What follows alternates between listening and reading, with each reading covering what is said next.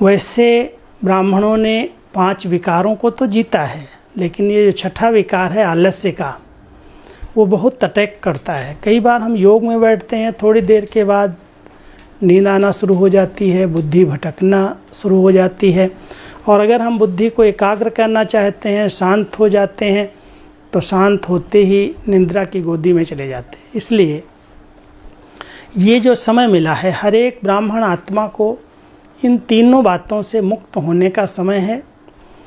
अभी कोई भी बहाना नहीं कर सकता है, मैं बहुत बिजी हूँ, मेरे पास बहुत सेवाएं हैं, मुझे समय नहीं मिलता है। बाबा ने उस बहानेबाजी को समाप्त किया कि बच्चे कम से कम 8 घंटे का चार्ट बनाओ। आज भी बाबा ने हमें 7 बातें मुख्य ध्यान पर खिंचवाई हैं। आप सबने बाबा की आज की साकार मुरली के विषय में मैं बात कर रहा हूँ, ज़रूर सुना होगा, अटेंशन जाता होगा, और ऐसे समय पर हर एक को इस पर मनन और चिंतन करना चाहिए।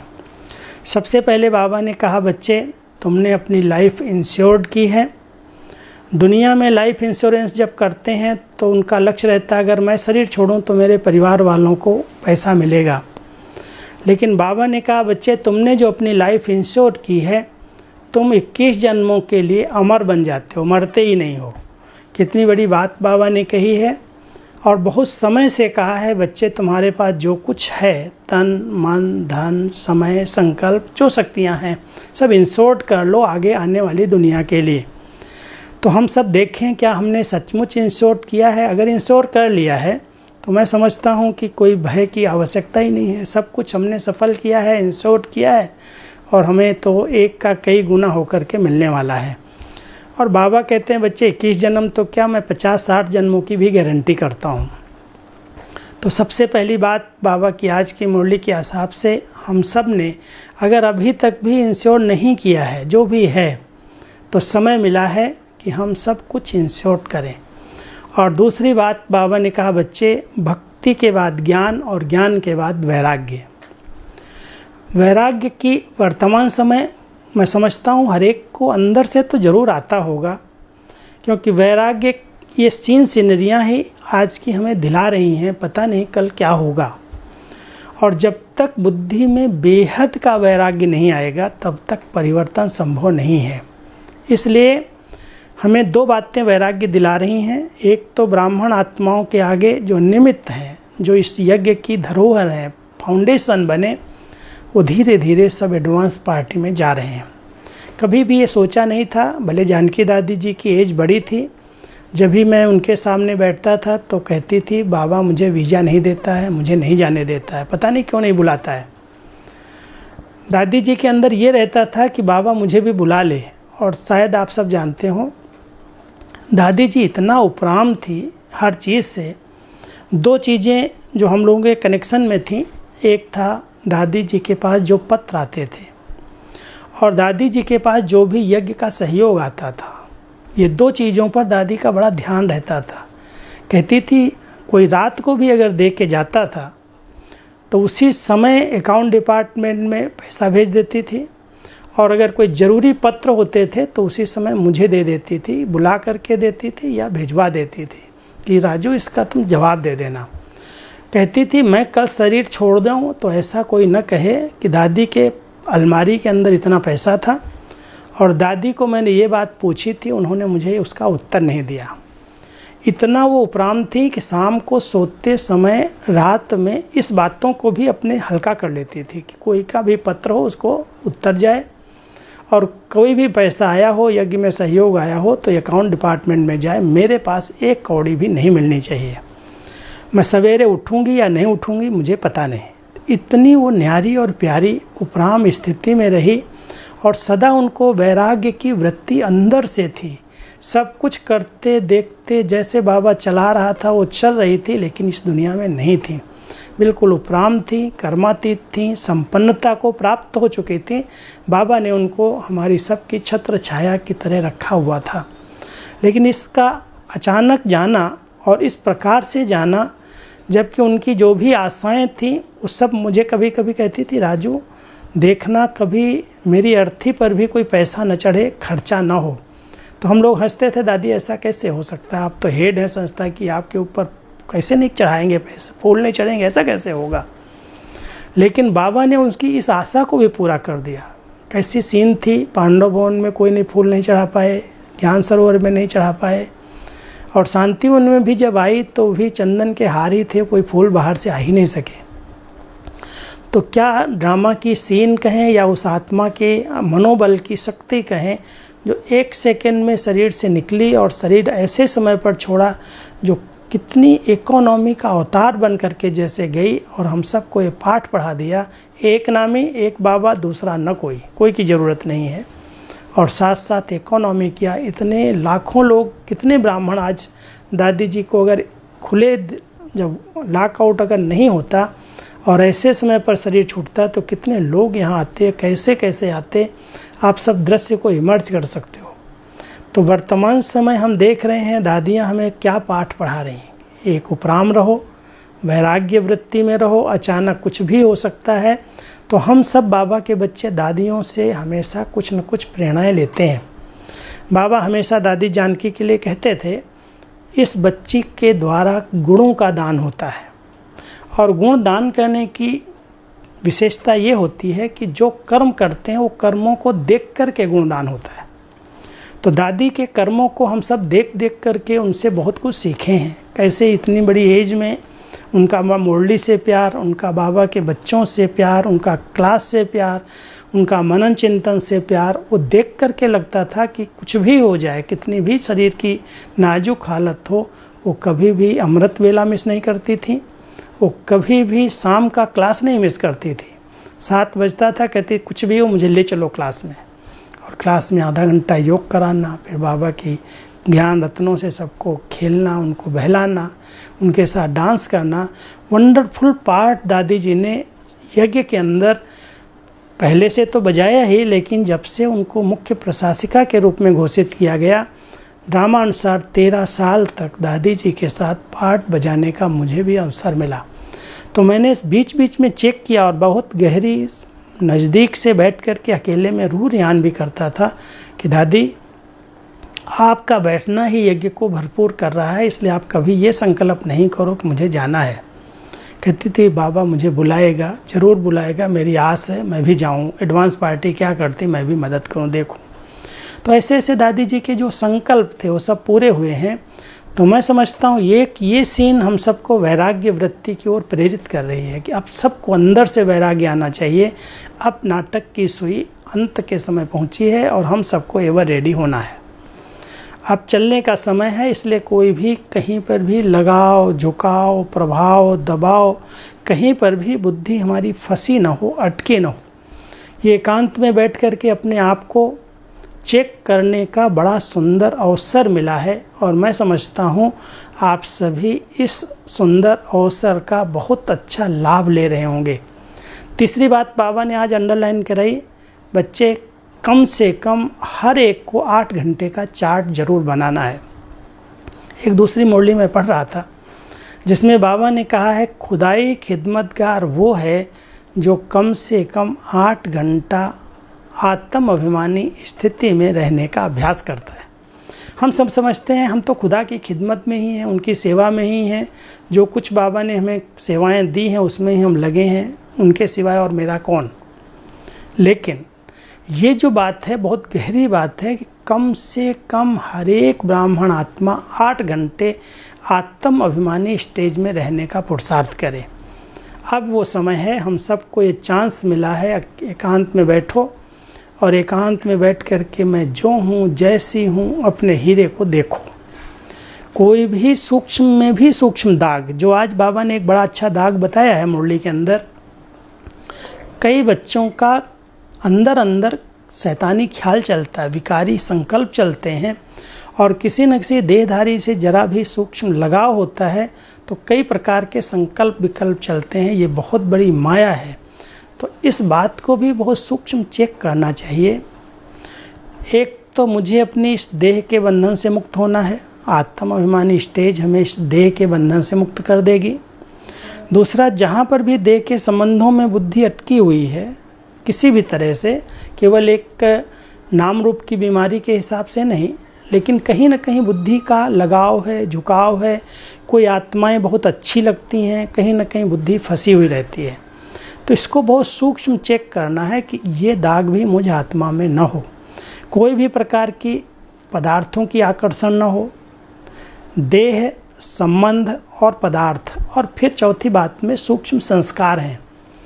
कई ऐसी आदतें बनाई हैं हम सब ने, जिन आदतों के हम वशीभूत हो गए, और उन आदतों के कारण ही संकल्प चलते हैं और फिर कर्म हो जाते हैं। इसलिए हर एक ब्राह्मण आत्मा को अपने सूक्ष्म स्वभाव और संस्कारों को चेक करना चाहिए। ये जो मेरे संस्कार, जिनको मैं मेरा कह रहा हूँ, ये मध्यकालीन विकारों के द्वारा उत्पन्न हुए संस्कार हैं, जिसको बाबा कहता है बच्चे तुम्हारे अनादि और आदि संस्कार तो बड़े पवित्र हैं, शुद्ध हैं। ये मध्यकाल के रावण की देन वाले देहाभिमान से उत्पन्न हुए संस्कार हैं। इन संस्कारों को मेरा कह करके इसकी पालना नहीं करो। तो हम सब पहले चेक करें, कोई भी ऐसा नेगेटिव संस्कार जो मुझे संकल्पों के रूप में, स्वप्नों के रूप में प्रभावित करता है, क्या मैंने उस संस्कार को सचमुच जीता है? और अगर सूक्ष्म संस्कार, पता तो चलता है संकल्पों के आधार से, स्वप्नों के आधार से कि कौन से संस्कार मुझ आत्मा को संकल्प या स्वप्न में प्रभावित कर रहे हैं। तो इन सब प्रकार के देह, संबंध, पदार्थ और संस्कार, जब इन सब से वैराग्य आएगा तब आत्मा संपूर्णता को प्राप्त कर सकेगी। हम सब ने लक्ष्य तो रखा है कि हम ब्रह्मा बाबा के समान संपन्न बने, संपूर्ण बने, अपनी दादियों के समान बने। तो दादियों को हमने देखा है न उनका किसी पदार्थ से लगाव रहा, कोई भी चीज़। अभी किसी ने दादी जी के लिए बड़ी अच्छी सुंदर बस बनाई कि दादी जी इसमें बैठेंगी, सो सकेंगी, स्नान कर सकेंगी। दादी ने उसको स्वीकार ही नहीं किया, एक बार भी नहीं चढ़ी। कोई भी पदार्थ से उनका सूक्ष्म में भी लगाव नहीं रहा। तो देखा हमने, न कोई ने साधनों ने उनको खींचा, न उनके संस्कारों ने खींचा, न किसी संबंध ने खींचा, और देह स्वतोपराम ही थी। तो अब समय अनुसार वैराग्य वृत्ति की आवश्यकता है। बिना वैराग्य के इन बुराइयों को, कमी कमजोरियों को हम समाप्त नहीं कर सकते हैं। तो 8 घंटे के योग के लिए अंदर की वृत्ति वैराग्य की चाहिए। और संसार की, आप सब समाचार सुनते हैं, बाबा ने समाचार सुनने की मना नहीं की है, लेकिन अधिक टू मच में अगर समाचार चलेंगे, सुनोगे, तो वही चिंतन, वही स्वप्न, वही संकल्प, वही वार्तालाप चलेगी। इसलिए जानकारी तो जरूर होनी चाहिए कि विश्व के अंदर क्या चल रहा है, कितने नुकसान हो रहे हैं और आगे क्या हो सकता है। ज्ञान है, समझ है, अपनी सेफ्टी के लिए हम साधन अपनाते हैं। कोई भी प्रकार से हम कहीं भी फंस न जाएं, उसका भी ध्यान रखते हैं। सब कुछ नॉलेजफुल माना, सब प्रकार की नॉलेज है, होनी भी चाहिए, लेकिन अधिक इसके पीछे टू मच में नहीं जाना, नहीं तो बुद्धि कभी भी शांत और एकाग्र नहीं रह सकती है। हमें बाबा ने साधन दिए हैं, अच्छे हैं, यूज करो। आज हमें इंटरनेट अगर मिल रहा है तो अच्छी अच्छी क्लासेस सुनो, बाबा के कई ज्ञान रतन है वो सुनो, मधुबन की मुरली सुनते हो, सेंटर्स की मुरली सुनते हो, घर बैठे बहुत कुछ लाभ मिल रहा है, सीख रहे हो। लेकिन ऐसी चीज़ों पर ध्यान न जाए जो हमारी उन्नति में बाधक हैं। इस पर अगर हम सब ध्यान रखेंगे तो संसार से भी वैराग्य आता जाएगा। अभी ये भी कोई भी चीज़ें मेरे काम की नहीं हैं। आज सबके पास इतने साधन थे, गाड़ियाँ हैं, मोटरें हैं, मकान हैं, कई जगह फ्लैट्स हैं, लेकिन देखो होते हुए भी हम ना यूज कर सकते हैं, ना उनको उन पर बैठ करके कहीं जा आ सकते हैं। होते हुए सब बेकार हो गए।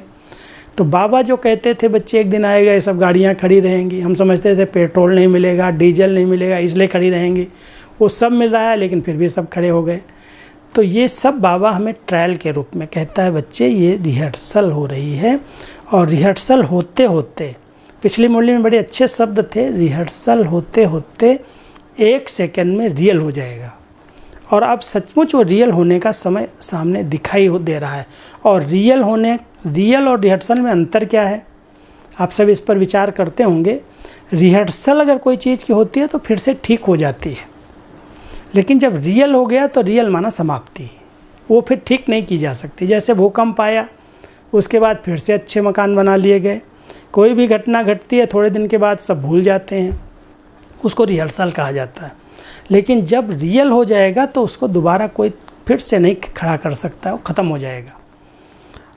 तो ये कलयुग के ख़त्म होने की चिन्ह दिखाई दे रहे हैं और हम सब ब्राह्मणों को बहुत गहरा सूक्ष्म पुरुषार्थ करना है, मन बुद्धि की एकाग्रता का और विशेष मनसा सेवा की प्रैक्टिस करने का समय है। वाचा सेवाएं तो हम लोगों ने बहुत कर ली, बाबा ने खूब कराई हैं और अभी भी समय मिलेगा तो जो रही हुई सेवाएं वो भी बाबा पूरी करा देगा। लेकिन साथ साथ बहुत अच्छा अभ्यास का समय है, हम मन और बुद्धि को एकाग्र करें और जैसे सूर्य की किरणें किसी कांच के ऊपर पड़ती हैं तो स्वच्छ कांच उन किरणों को लेकर के फट से रिफ्लेक्ट कर देता, अपने तक नहीं रखता है। तो हम सब भी क्या मनसा सेवा करेंगे, हमारे पास इतनी क्या शक्तियां हैं, हमें तो बाबा की शक्तियों को अपने ऊपर लेना है और बाबा की शक्तियों को लेकर के मन से रिफ्लेक्ट करना है। संकल्प करेंगे तो पहुंच जाएंगी वो शक्तियाँ, क्योंकि संकल्प शक्ति बहुत फास्ट है। तो शुद्ध मन बुद्धि पर, स्वच्छ कांच पर बाबा की पवित्रता की किरणें लो, शांति की किरणें लो, शक्ति लो और उस शक्ति को संकल्प के द्वारा रिफ्लेक्ट करो कि ये आत्माएं सुखी हो, शांत हों, सब भय उनका समाप्त हो जाए। तो बहुत अच्छे प्रयोग करो, योग के प्रयोग करो। तो बाबा अभी हम सबसे डबल लाइट स्थिति में रहने वाले बच्चों से ये मनसा सेवा कराएगा, क्योंकि मनसा सेवा में बहुत हल्कापन चाहिए। अगर जरा भी भारीपन है, बोझ है, कोई दबाव है, मन में खुशी नहीं है, कोई चीज़ की तमन्नाएं रह गई हैं, तो ये मन भारी हो जाएगा और भारी मन वाला कभी भी मनसा सेवा नहीं कर सकता। मन हल्का चाहिए, बिल्कुल लाइट, निर्दोष, कोई भी संकल्प नहीं। जैसे कांच अगर जरा भी गंदा है तो उसके ऊपर किरणें आती नहीं है। कल एक प्रश्न आया था मेरे पास कि मन की शुद्धता और मन की स्वच्छता में क्या अंतर है। वास्तव में स्वच्छता तो पहले आवश्यक है, अगर स्वच्छ मन नहीं है तो शुद्ध कैसे होगा। तो जो भी हमारे अंदर नेगेटिविटी है, किसी भी आत्मा के प्रति कोई नेगेटिव वृत्ति हैं, द्वेष भावनाएं हैं, किसी की कमी कमजोरी नोट हो रही है, परिवार के अंदर हम रहते हैं, ये ऐसा है, ये ऐसा है, इसने ऐसा किया, उसने ऐसा किया, कभी समाज के लिए, सरकार के लिए हमारे कई ऐसे दृष्टिकोण बन जाते हैं। बाबा कहता बच्चे, इस ड्रामा के अंदर जो कुछ चल रहा है वो सब बहुत बहुत एक्यूरेट है। आपको कोई भी प्रकार का अपने अंदर संकल्प विकल्प का किचड़ा इकट्ठा नहीं करना, वही गंदगी है। इसलिए मन की स्वच्छता फर्स्ट आवश्यक है। जितना मन स्वच्छ हो जाएगा और जब निर्दोष हो जाएगा, किसी कमी कमजोरी उसमें नोट नहीं होंगी, तो स्वच्छता आ जाएगी। और जहाँ स्वच्छ मन है वो शुद्ध अपने आप उसके अंदर, जैसे शुद्ध वातावरण के अंदर कहते बहुत अच्छी खुशबू आती है, बहुत अच्छे वाइब्रेशन है, तो मन के द्वारा भी बड़े शुद्ध वाइब्रेशन निकलने लगेंगे। स्वच्छता के बाद शुद्धता आएगी और शुद्धता के आधार से हम अपने अच्छे वाइब्रेशन क्रिएट कर सकेंगे, अच्छे संकल्पों में रमण कर सकेंगे। क्योंकि मन तो किसी भी समय खाली नहीं रहता, उसको तो काम ही चाहिए और उसको अगर हम अच्छे संकल्पों से नहीं भरेंगे तो उसमें व्यर्थ बातें आती रहेंगी, किचड़ा जमा होता जाएगा। इसलिए बाबा ने बड़ा अच्छा चांस दिया, खूब अच्छी अच्छी मुरलियाँ स्टडी करो। आजकल ये अमूल्य रतन में आप सुनते होंगे कितनी अच्छी तरह से बाबा की मुरलियों की गहराई है, मुरलियाँ ही स्पष्ट हो रही हैं। सुनने का समय है, सुनो, एक एक मुरली पर चिंतन करो, मनन करो, खूब बाबा के साथ मौज का अनुभव करो। ये समय है संगम पर मौज मनाने का, इसलिए मूंझना नहीं है, डिस्टर्ब नहीं होना है और अपनी स्थिति को बिल्कुल खुशनुमा बना करके बहुत हल्का रहो। भोजन भी हल्का हो। मैं तो 2-3 बातों का ध्यान रखता हूँ कि शरीर को स्वस्थ हर एक को रखना है। समय ऐसा है, हम कभी भी किसी पर डिपेंड न हो जाएं। अपने शरीर को स्वस्थ रखने के लिए 2 बातों का आज भी बाबा ने ध्यान खिंचवाया मुरली के अंदर। एक तो कहा बच्चे खान पान बहुत हल्का और शुद्ध चाहिए। भोजन जिसने जितना नियमित शुद्धता से बहुत हल्का किया, कोई ज़्यादा मिर्ची मसाले चटपटा अटपटा नहीं कर रहा है, शुद्ध भोजन कभी भी बीमार नहीं करेगा। सात्विक है, शुद्ध है, हल्का है, उस पर ध्यान रखते हैं। और साथ साथ बाबा एक बहुत अच्छी बात कहता है बच्चे, जैसे शरीर के लिए डॉक्टर हमेशा कहते हैं कुछ समय एक्सरसाइज ज़रूरी है, शरीर को स्वस्थ रखने के लिए एक्सरसाइज ज़रूरी है। मन की एक्सरसाइज ड्रामा अनुसार बाबा ने पहले से हम सबको कहा है कम से कम 8 बार करो, और भूल जाओ तो रात को बैठ करके भी करो। बिना 8 बार मन की एक्सरसाइज किए हुए सोना नहीं। हम समझते हैं आप सभी बाबा के बच्चे तीव्र पुरुषार्थी ग्रुप से जुड़े हुए हो, आप भी कम से कम 8 बार तो इस मन की ड्रिल अवश्य करते होंगे। मन की ड्रिल कितनी सहज बताइए, कभी कह दिया 1 सेकंड कर लो, कभी कहा 5 मिनट करो। बार बार करोगे तो उसके द्वारा आपको इस भौतिक जगत से उपराम रहने की शक्ति आ जाएगी। मन बहुत शक्तिशाली हो जाएगा। कुछ भी देखेंगे सुनेंगे, कोई कुछ बोल देगा, छोटी मोटी बातें होंगी, क्योंकि जहाँ पर परिवार है, संगठन है, कहीं ना कहीं बातें तो आती हैं, मान की, नाम की, शान की। कोई ने पूछा, कोई ने नहीं पूछा, कहीं इज्जत मिली, कहीं कोई बदनामी हो गई, कोई ने कुछ कह दिया, फट से कईयों का तो मूड खराब हो जाता। कई बाबा के बच्चे इतने सेंसिटिव हैं जो छोटी सी बात को इतना बड़ा बना लेते हैं, जो सदा के लिए अपनी मूड खराब कर लेते, खुशी गायब हो जाती। 2 चीज़ें हमारी खुशी को गायब करती हैं।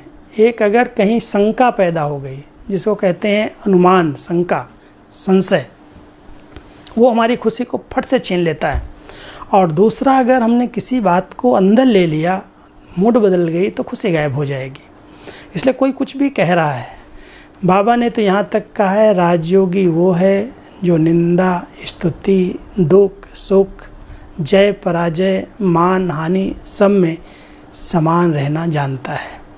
अब हम सबको इन सब बातों से उपराम रहना चाहिए। कोई महिमा करे या कोई ग्लानि करे, ठीक है, उनका वो पार्ट है। अगर नहीं पहचाना है तो ब्रह्मा बाबा भी क्या कहते थे, बाबा को कोई गालियाँ देते थे, कोई अखबारों में उल्टा सीधा लिखते थे, तो बाबा बड़े अच्छे शब्द प्रयोग करते थे। कहते थे बच्चे निर्दोष है, इसको पता ही नहीं है कि ये कौन है। जब इसको मालूम नहीं है, परवश आत्मा है, तो मैं अपने आप को डिस्टर्ब क्यों करूं, और अपने आप सुधर जाएगा। बच्चे आज ये गाली दे रहा है ना, कल आपके आगे फूल चढ़ाएगा। ब्रह्मा बाबा ने कितना अपनी स्थिति को उपराम बनाया, एक रस बनाया, समान बनाया। हम सब बाबा को फॉलो कर रहे हैं। इसलिए कुछ भी अपने परिवार में भी होता है, चलो कहते हैं दूसरे लोग कुछ कहते हैं तो मुझे फील नहीं होता, लेकिन अब परिवार में कोई कुछ कह देता है तो पता नहीं क्या होता, मूड खराब हो जाता है, खुशी गायब हो जाती है, सेवा का उमंग उत्साह खत्म हो जाता है। इसने ऐसा मुझे क्यों कहा, क्योंकि ज्ञानी है, समझदार है। लेकिन ज्ञानी है या अज्ञानी है, बाबा कहता है जिस समय उसने कुछ किया या कहा या कर रहा है, उस समय तो वो भी ज्ञानी नहीं, वो भी अज्ञानी है। तो जैसे तुम अज्ञानी आत्माओं की बातों को सहन कर लेते हो, उनको कोई जवाब नहीं देते हो, कहते हो अज्ञानी है, इनको पता नहीं है। ऐसे ही अपने परिवार में भी अगर कोई ऐसा कर रहा है तो उस समय वो ज्ञानी कहाँ है, वो महारथी कहाँ है, वो कर रहा है, वो अज्ञानी है। इसलिए बाबा ने जैसे हर परिस्थिति में अपनी स्थिति को बिगड़ने नहीं दिया, ऐसे ही हम सब बाबा के बच्चों को वर्तमान समय अपनी स्थिति को ऐसा बनाना चाहिए, कुछ भी होता है हमारे ऊपर कोई उसका प्रभाव न पड़े। जितना खुशी रहेगी, जितना हल्कापन रहेगा, उतना योग बड़ा सहज है। बहुत अच्छी तरह से आप उड़ सकेंगे, बाबा के साथ पहुँचेंगे, संकल्प से, बुद्धि के विमान से बाबा के वतन में जाएंगे। और ऐसे अनुभव होगा जैसे बाबा ने मुझे सब प्रकार की शक्तियों से भरपूर कर दिया और मैं आत्मा पूरे विश्व के ऊपर, ग्लोब के ऊपर पूरी लाइट फैला रही हूँ। ये शक्ति मनसा सेवा कहलाती है। तो अब हम सबको समय अनुसार मनसा सेवा की अच्छी प्रैक्टिस करनी है, और उसके लिए अपने अकाल तख्त को छोड़ना नहीं, क्योंकि आत्मा इस अकाल तख्त पर विराजमान है। शरीर से जब भी योग अभ्यास करो, एकदम ऐसे लगे कि शरीर अलग है, मैं अलग हूँ। जो आत्मा अपने आत्मिक स्वरूप में स्थित हो जाएगी, हल्की हो जाएगी, बाबा के साथ कनेक्ट हो जाएगी, बाबा की शक्तियाँ उसके पर आने लगेंगी, और वो शक्तियाँ अपने आप जाएंगी फैलाने, आपको कहीं नहीं जाना। जैसे आज अगर बड़ा तेज लाइट बल्ब जलता है, बड़ी पावर वाला बल्ब जलता है, तो उसकी दूर दूर तक रोशनी जाती है, और रोशनी के साथ साथ बहुत शक्तियाँ भी जाती हैं उसके साथ, लाइट के साथ माइट भी होती है। तो हम सभी भी अगर आत्मिक स्थिति में, पावरफुल स्थिति में स्थित हैं, तो लाइट भी जाएगी और शक्तियाँ भी जाएंगी। तो इसलिए कहीं जाने की ज़रूरत नहीं है, एक जगह बैठो, बाबा की मुरलियों की अच्छी स्टडी करो, मन को शक्तिशाली बनाओ, हल्के हो जाओ, बाबा के वतन की सैर करो। तो मैं समझता हूँ अब सब बातों से उपराम रह करके, वैराग्य वृत्ति में रह करके, हल्का भोजन करके, मन की एक्सरसाइज करो। मन शक्तिशाली, तन शक्तिशाली, अपने आप बड़ी अच्छी स्थिति बन जाएगी और आप विश्व कल्याण की सेवा के निमित्त बन जाएंगे। और बाबा की एक भावना मुझे जहाँ तक कैच होती है कि बच्चे प्रत्यक्षता के लिए, जो बाबा आज तक कहते आए कि वाणी से बाबा को आप प्रत्यक्ष नहीं कर पाए हो, अपनी चलन और चेहरे से प्रत्यक्ष करो। चलन और चेहरे द्वारा प्रत्यक्ष करने का ये बहुत सुंदर अवसर है। अगर हम निश्चिंत स्थिति में हैं, बेफिक्र स्थिति में हैं, कोई प्रश्न मन में नहीं है, उलझन नहीं है, बाबा की किरणें आएंगी और लोगों को दूर दूर तक साक्षात्कार होने लगेंगे। उनको प्रेरणाएं मिलेंगी, उनको दिखाई देगा कि ऐसी आत्माएं भी संसार में हैं। इतने भय के वातावरण में, इतनी महंगाई के वातावरण में, इतनी अपूर्ति के वातावरण में, जब कुछ प्राप्ति नहीं है, सब कुछ इनको मिला हुआ है। और मैं समझता हूँ अगर ऐसी स्थिति आज हमारे 10 लाख बाबा के बच्चे बना लें तो आज ही बाबा की प्रत्यक्षता हो जाएगी। और आप सब जानते हैं प्रत्यक्षता की 3 निशानियाँ बाबा ने बताई हैं। अंतिम समय की 3 निशानियाँ हैं। एक तरफ जय जयकार, यही है, यही है, यही है, हर एक आत्मा के मुख से निकले, अभी तक वो बात निकली नहीं है, इसलिए विनाश रुका हुआ है। अब वो घड़ी आई है जो हम सब अगर बहुत खुशी के, बहुत शुद्ध संकल्पों में एकाग्रचित स्थिति में बैठेंगे तो लोगों को बड़े अच्छे अनुभव होंगे, साक्षात्कार होंगे और उनको आवाज़ आएगी कि बाबा आ चुका है और वो अभी सबको मुक्ति, जीवन मुक्ति दे रहा है, वर्षा देने के लिए आया है। तब आवाज़ निकलेगा यही है, यही है, यही है। तो एक तरफ होगा जय जयकार और दूसरी तरफ तो हाहाकार है ही, और भी हाहाकार ब्राह्मणों में भी हो जाएगा। जिन आत्माओं ने इस समय को, अमूल्य समय को व्यर्थ किया, समय, संकल्प, श्वास और शक्तियाँ, ये 4 चीज़ें जो हमारी हैं, हम सब के पास हैं। संगम युग का अमूल्य समय हमारा व्यर्थ न जाए, हमारी श्वास व्यर्थ न जाए, श्वासों श्वास बाबा की याद रहे और हर संकल्प एक ही शुद्ध भावना में रहे। विश्व कल्याण के लिए संकल्प रचने हैं, अकल्याण के संकल्प न अपने प्रति, न विश्व के लिए, अपने परिवार के लिए। शुभ संकल्प, कल्याणकारी संकल्प। तो संकल्प, श्वास, समय और शक्ति जो बाबा ने दी है, तन की शक्ति है सफल हो, मन की शक्ति है सफल हो। अगर बाबा ने धन भी दिया है तो धन की शक्ति भी श्रेष्ठ कार्य में सफल हो। अगर सफल होगी तो बाबा कहता है सफलता मिलेगी आपको, और सफल करेंगे तो बहुत निश्चिंत स्थिति में रह करके बाबा के पास जाएंगे। और साक्षात्कार के समय जब साक्षात्कार की लीला शुरू होगी तो आपको पश्चाताप नहीं होगा, क्योंकि विनाश के समय एक तरफ प्रत्यक्षता, दूसरी तरफ पश्चाताप की घड़ी। कई बाबा के बच्चे जिन्होंने अलबेलेपन में समय को गंवाया है, जिन्होंने आलस्य में आकर के अपने इस समय को सफल नहीं किया है, जिन्होंने बहानेबाजी की है, उन आत्माओं को बहुत पश्चाताप होगा। इतना अमूल्य समय मिलने के बाद भी मैंने ऐसे ही व्यर्थ कर दिया, इन्हीं बातों में मैंने गंवा दिया। तो सभी ध्यान रखना, बाबा जो कह रहे हैं, इशारे कर रहे हैं, मुझ आत्मा को बाबा पश्चाताप करते हुए नहीं देखना चाहता। तो विनाश के लिए एक तरफ जय जयकार, दूसरी तरफ हाहाकार। और जब बहुत हाहाकार होगी, बहुत पश्चाताप की घड़ी आ जाएगी तो बाबा तो रहमदिल है, वो कहता मैं परिवर्तन करूँ, मुझे नहीं सहन होगा वो भी। तो प्रत्यक्षता, पश्चाताप और परिवर्तन, ये 3 दृश्य, अंतिम दृश्य बाबा ने सुनाए हैं। ये मैं अपनी बात नहीं सुना रहा हूँ, ये बाबा की अव्यक्त मुरलियों में बातें आई हैं। हम सब बाबा की इन बातों पर अंडरलाइन करें। और कोई भी व्यक्ति, मान लो अगर क्लासेज में भी कोई अपने मन की बातें सुना रहा है तो उसको सुनते हुए नहीं सुनो, नहीं तो आपका मन डिस्टर्ब हो जाएगा। प्रश्न उठने लगते हैं, ऐसे कोई बोल रहा है, कोई कहता श्री कृष्ण का जन्म हो गया, कोई कुछ कहता, कोई कुछ कहता। इन बातों का ज़्यादा चिंतन न करो, नहीं काम की बातें। अगर बाबा ने नहीं सुनाई हैं और कोई व्यक्ति सुना रहा है, माना उसकी वो मन की मत है, उसकी अपनी मत है, भगवानों वाची नहीं है।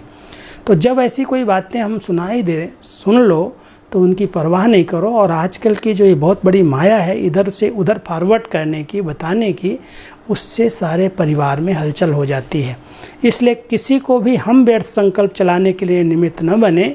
अगर मेरे तक कोई बात आ भी जाए, एक बार मेरे से किसी ने पूछा था, एक प्रश्न किया था, आप दादियों के समीप इतना कैसे आए? मैंने कोई इसके लिए पुरुषार्थ नहीं किया है। बड़ी दादी के पहले मैं दीदी मनमोहिनी जी के बहुत समीप रहा, 11 साल तक उनके हर कार्य में साथी बना।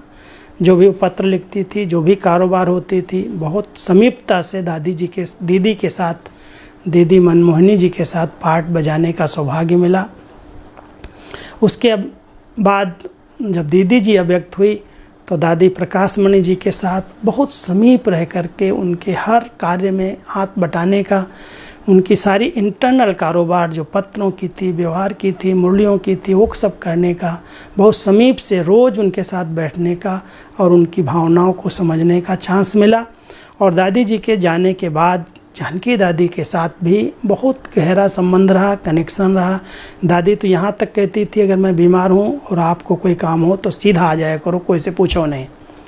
तो दादियों के साथ बहुत अच्छी पालना मिली। गुलजार दादी के साथ भी संदेश लिखने का, उनके द्वारा जो भी पाठ चले हैं बाबा के, हर एक बात नोट करने का सौभाग्य मिला।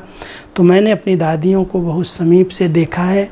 बहुत अच्छा भाग्य मिला है इनके समीप रहने का, उनके अनुभवों को समझने का, उनके पुरुषार्थ को देखने का। मैं समझता हूँ कि अगर दादियों ने अपनी ऐसी स्टेज बनाई, तो जब ये बात मेरे से कोई पूछता है आप कैसे समीप आए, तो मैंने केवल एक बात ध्यान पर रखी है। वो आपको अंदर की बात सुनाता हूँ। वो ये रखी है कि कोई भी बात अगर मेरे कानों तक आती है किसी की भी, मुझे वो दूसरे के कान तक नहीं पहुंचानी है, अपने तक रखनी है। ये बहुत सीक्रेट है, हमारे यज्ञ की सुरक्षा है। अगर मान लो आपको कोई की गलत बात सुनाई दी, आपको बता दिया बड़ों ने या आपने पत्रों से पढ़ लिया, हमारे द्वारा जब हमको जानकारी मिली तो वो लीक नहीं होनी चाहिए। बात हमारे तक ही सीमित रहे, उसको हम सही गाइड करें। दादियाँ जो कह रही हैं, बाबा जो कह रहा है, उस अनुसार मैं उसको गाइड करूं, उसको उत्तर दूं, लेकिन वो बात मेरे द्वारा किसी तीसरे के कान तक नहीं जानी चाहिए। जब इतने हम ऑफिशियल और सीक्रेट रहते हैं, तब हम बड़ों के समीप आते हैं, उनके दिल को जीत सकते हैं। आज तक हमने देखा है, ब्राह्मण आत्माओं के पास कोई भी एक नेगेटिव समाचार अगर आ जाता है तो फौरन एक के बाद दूसरे के, तीसरे के, चौथे के कान तक बात पहुंचा देते। और ऐसे पहुंचाते हैं, कहते हैं बस मैंने आपको बताया ना, आप किसी को नहीं कहना। लेकिन जब आप ही अपने अंदर नहीं रख सके तो सामने वाले के साथ कैसे हम अपेक्षा रख सकते हैं कि नहीं बताएगा? वो भी जरूर एक को बताएगा, क्योंकि उसका भी कोई एक पर्सनल होगा। तो एक से एक तक वो कानों में बात फैलती है और फैलते फैलते बहुत बड़ा रूप ले लेती है। इसलिए हम सब इस पाप के भागी न बने।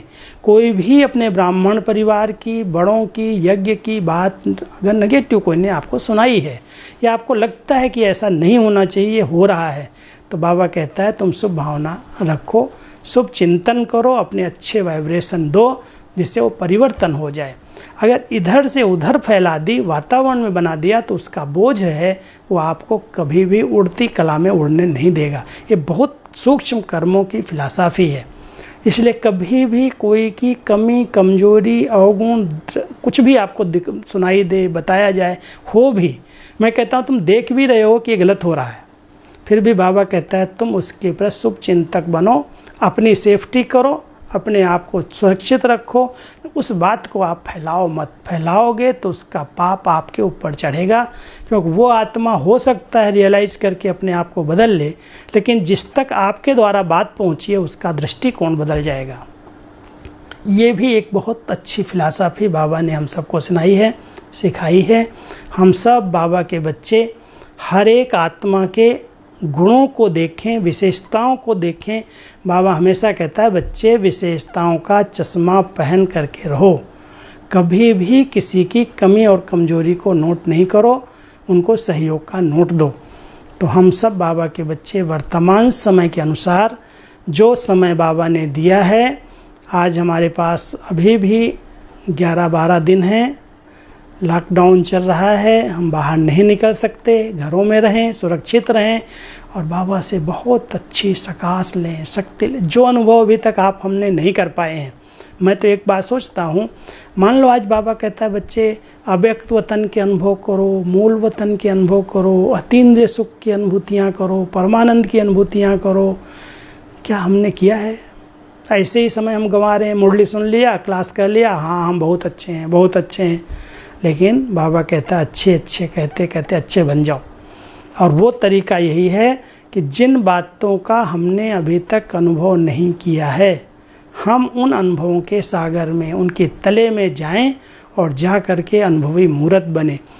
अनुभवी आत्मा को कोई भी हिला नहीं सकता, तो हम सब अनुभव के अथॉरिटी बने। आत्मा का अगर अनुभव नहीं कर पाए हो तो मैं आत्मा इस शरीर से अलग हूँ, मैं एक लाइट हूँ, मैं एक चमकती हुई ज्योति हूँ, मैं इस शरीर का आधार लिया हुआ, अनुभव करके देख लो। बाबा का अनुभव नहीं हुआ है अगर अभी तक, सिर्फ सुन रहे हो बाबा आता है जाता है, आप देखो अपने दिव्य नेत्र से, अनुभव करो। अभी अनुभव नहीं करेंगे तो कब करेंगे?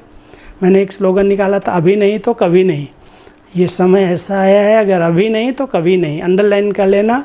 ये ऐसा समय मिला है, अगर अभी तपस्या नहीं किया, अभी समय संकल्प को सफल नहीं किया, अभी एकाग्रता का अभ्यास नहीं किया, अभी 8 घंटे का योग नहीं किया, अभी अगर मन और मुख का मौन नहीं रख पाया, अभी अगर अपनी स्थिति को एक रस नहीं बना पाया, अपनी अवस्था को नहीं जमा पाया, तो आगे अंडरलाइन शब्द लिख देना, अभी नहीं तो कभी नहीं। ऐसा चांस शायद ही मिलेगा, लेकिन ड्रामा अनुसार मिला है तो हम उसका पूरा पूरा लाभ लें और बहुत अच्छी स्थिति बनाएं। मेरी यही शुभभावनाएं हैं। आप सब सुन रहे हो ध्यान से, इसलिए आप सबको बहुत बहुत धन्यवाद। और आपके अगर कोई प्रश्न हो तो मैं अभी खुली छुट्टी देता हूं, 10 मिनट के अंदर आप अपने प्रश्न पूछ सकते हैं। ओम शांति। पुरुषोत्तम भाई बोलिए। ओम शांति भाई जी। ओम शांति। जो आपने 8 घंटे की बात की है, तो उसमें ब्रेकअप कैसे रहना चाहिए, सिटिंग योग कितना रहना चाहिए, कर्म योग कितना रहना चाहिए, और ज्ञान मंथन जो होता है, मूर्ति का स्टडी, वो भी उसमें इंक्लूड किया जाए क्या? मेरा विचार ऐसा है कि अगर आपके पास और कोई सेवाएं अधिक नहीं, कई लोगों के ऊपर घरों की, बाहर की, गवर्नमेंट की सेवाएं अभी तक भी चालू हैं, और उन सेवाओं के कारण अगर आप 8 घंटे बैठ करके नहीं कर सकते हैं, तो आप एक ध्यान रखें, सुबह 4 से 8 बजे तक मन का, मुख का मौन रखो, कर्म करते भी योग का अभ्यास करो। स्नान कर रहे हैं, एक्सरसाइज कर रहे हैं, मुरली सुन रहे हैं, तो आत्मिक स्थिति में स्थित रहने का अभ्यास करो। 4 से 8 करो और शाम को 6 से 10 करो। मोबाइल बंद करो और मोबाइल ऑफ करके 8 घंटे मन का तो मौन रख के देखो, मुख का मौन रख के देखो, मुझे किसी से बोलना नहीं है। और बीच बीच में जब समय मिले 15 मिनट, 20 मिनट, आधा घंटा बैठ करके योग करो। तो इससे दौरान अगर आप सवेरे 4 बजे से रात के 10 बजे के बीच में जितना समय बैठ सकते हो बैठ के करो। ऐसा नहीं हट नहीं करना है, कोई काम पड़ा हुआ है, कोई सेवाएं हैं और आपको मुझे बैठना है, नहीं करो। घर का काम होता है आजकल, और माई मजदूर नौकर नहीं आ रहे हैं, कईयों को बर्तन मांजने हैं, कपड़े धोने हैं, सफाई करनी है, काम करना है, लेकिन काम करते मन की स्थिति अच्छी रहे, योगी जीवन हो जाए। बाबा ये चाहते हैं कि योग लगाने वाले बच्चे नहीं चाहिए, योगी जीवन वाले बच्चे चाहिए। तो ये अनुभव करो कि मैं योगी जीवन वाला हूँ। अधिक से अधिक जब समय मिलता है बैठ करके योग करो, और नहीं समय मिलता है तो योगी जीवन है। बाबा की याद है, कोई अच्छा सामान लिया, कोई अच्छा चिंतन किया, कोई बाबा की मुरली की बात याद किया, और उस आधार से आप योग करते हुए कर्म योगी बन करके रहो। तो 8 घंटे अगर बैठ करके कोई कर सकता है, जैसे आज बुजुर्ग हैं, कोई ऐसे काम नहीं है, बाबा के कमरे में बैठे क्लास चला दिया, अच्छे अच्छे गीत बजा दिया और बाबा के मगन याद में मगन है, तो बैठ करके भी योग कर रहे हैं। और अगर कोई को कर्म करना है तो कर्म कॉन्शियस नहीं बनो, कर्म कॉन्शियस नहीं बनो, बाबा कहता है सोल कॉन्शियस बन करके कर्म करो, तो ये कर्म योगी जीवन बन जाएगी। ओके ओम शांति भाई जी। जैसे आपने कहा कि 8 घंटे आत्माभिमानी स्थिति, तो इसके लिए सिर्फ हमें स्मृति रहेगी, यही है कि कोई भी आत्मा यही देह मन स्थिति मानी जाएगी या कुछ हो रहा है? नहीं, आत्माभिमानी स्टेज ये है कि मैं आत्मा इन कर्म इंद्रियों से कर्म करा रही हूँ, मैं अलग हूँ, ये अलग हैं। तो इस तरह से अगर आप अभ्यास करेंगे ना, तो ऐसे अनुभव होगा कि मैं बिल्कुल अलग होकर के इन कर्म इंद्रियों से कर्म करा रही हूँ। तो कर्मयोगी जीवन में भी ये अभ्यास हम कर सकते हैं कि मैं आत्मा हूँ, इस भ्रकुटी आसन पर हूँ और मैं आत्मा जैसे इन कर्मेंद्रियों को, मन बुद्धि को और साथ साथ स्थूल कर्मेंद्रियों को कर्म में ला रही हूँ। तो योग का अभ्यास करते करते आत्माभिमानी स्थिति बन जाएगी। ये कुमार हैं या अधर कुमार हैं, अभी सबको बाबा कहता है एक बाबा दूसरा न कोई।